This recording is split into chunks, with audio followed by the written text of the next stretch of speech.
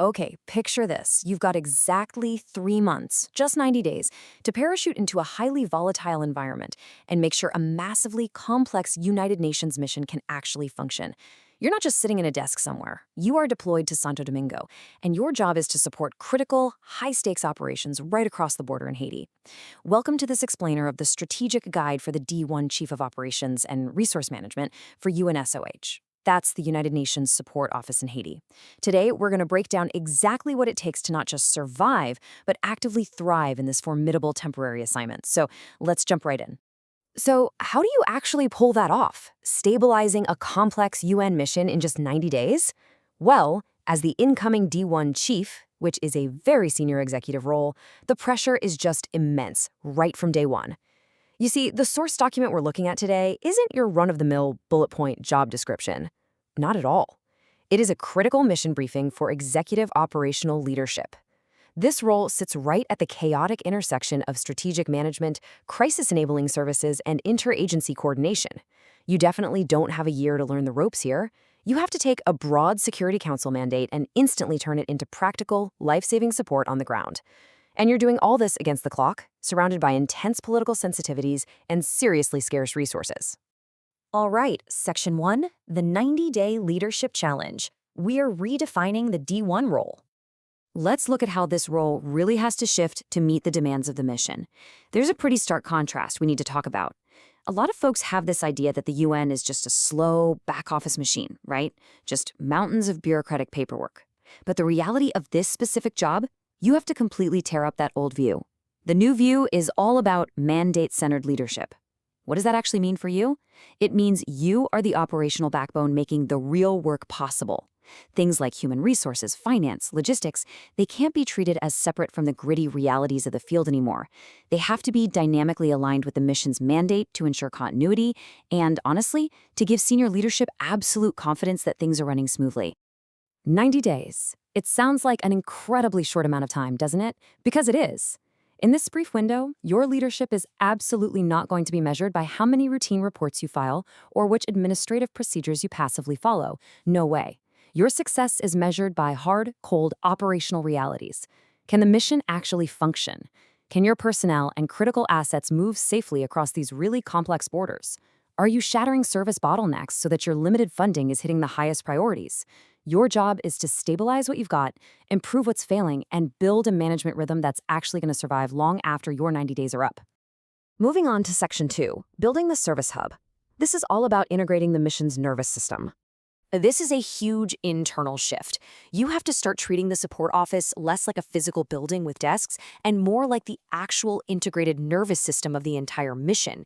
Usually, you deal with these fragmented, isolated silos. HR over here, finance over there, IT somewhere else, which creates this agonizingly slow administrative pipeline. But you have to actively fuse all of these together into one integrated service hub. It's a complete mindset shift from disconnected paperwork to a shared management picture with clear, standardized services. You are literally turning administrative chaos into predictable, reliable support for the people who need it. But here's the catch. How do you know if your service hub is actually working? Well, you measure it relentlessly. These hub performance indicators become your vital signs. We're talking about strictly measurable response times, crystal clear escalation paths for when things inevitably go wrong, and using digital tracking and dashboards. The crucial takeaway here is that measurement isn't just more bureaucracy. It's your ultimate tool for transparency. By tying your budget to actual, tangible results, you're taking raw data and turning it into actionable advice. That way, senior leaders can actually see the progress and plug the gaps as they happen in real time. Section 3, Navigating Borders and Diplomacy. Let's look at the geography of access. Now let's shift gears and look outward at the really unique geographical and political challenges of this specific setup. We need to clearly define cross-border operational access. At its core, it means locking down the practical arrangements that allow your people, supplies, and services to move safely and legally across borders.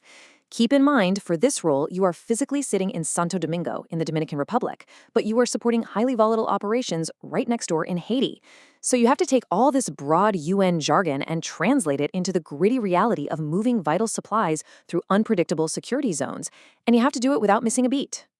And to make that cross-border access actually happen, your operational credibility relies 100% on your diplomatic credibility. You are going to be constantly engaging with these key channels: Dominican Republic authorities, various diplomats, the broader UN country team, and BINU, which is the UN Integrated Office in Haiti. Why is this so crucial? Because things like safe passage, customs clearances, and visas, they don't just magically happen. They rely entirely on trust.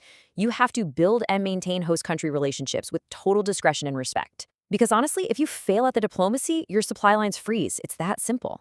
All right, Section 4, Managing Crisis and Risk. This is where rapid operational readiness comes in. In this line of work, sudden pressure isn't just a possibility, it is a daily guarantee. So being operationally ready at the drop of a hat is an absolute must. As a senior D1 leader, you are constantly staring down multi-front risks. We're talking about a sudden drop in security, getting blocked at the border, a cyber attack taking down your comms, financial hiccups, or even compliance breaches. You literally cannot afford to wait for these things to happen. Real risk management here means spotting the threats before they shut down your mandate. You've got to plan ahead, stash contingency stocks, and have rock-solid business continuity plans ready to go so the mission can absorb the shockwaves. Let's actually map out what that looks like in a real crisis. When things go south, this is the speed you have to move at. Minute zero, an incident occurs. Maybe security breaks down or infrastructure fails. By hour one, you are not scheduling a committee meeting to chat about it. You are actively triggering that business continuity plan. By day one, you're executing emergency shifts, moving your funding, your people, and your assets to protect the absolute essential functions. And by week one, your only goal is to stabilize and recover. This timeline really puts into perspective just how fast you have to make massive resource decisions to keep the mission breathing under extreme stress. Finally, Section 5, the executive mindset. It all comes down to judgment and delegation. This is the overarching element that really makes or breaks a D1 leader. It's all about the quiet, daily choices that define true leadership. You are constantly walking a tightrope, balancing opposites. You have to know exactly when to standardize a process for everyone versus when you need to quickly adapt to a messy reality in the field. You have to know when a risk is so massive it needs to be escalated to the top versus when you just empower your section chiefs to handle it quietly and efficiently. If you centralize too much, you slow everything down. If you decentralize too much, you lose accountability. Your job is to thread that needle perfectly, day in and day out. There's this quote from the strategic guide that absolutely hits the nail on the head. It says, D1 leadership demands judgment, knowing when to preserve institutional controls and when to accelerate urgent delivery through well-documented exceptions. And that's the secret right there. Breaking a bottleneck legally, transparently, and with a solid paper trail, that is the ultimate hallmark of a seasoned UN executive. You aren't just breaking rules for the fun of it. You are using controlled agility. You're making sure the mission's life-saving work doesn't just grind to a halt because of unnecessary red tape. So we're going to leave you with this final, overarching question to think about. Are you ready to convert a complex mandate into life-saving operational delivery in just 90 days? It takes immense technical know-how, razor-sharp diplomacy, and just unwavering executive judgment. Yes, it is a temporary assignment, but the legacy you leave behind, a functioning integrated support hub, well, that can save lives long after you've flown home. Thank you so much for joining us for this explainer. Keep this whole framework in the back of your mind the next time you think about the unseen logistical backbone of global operations. Catch you next time.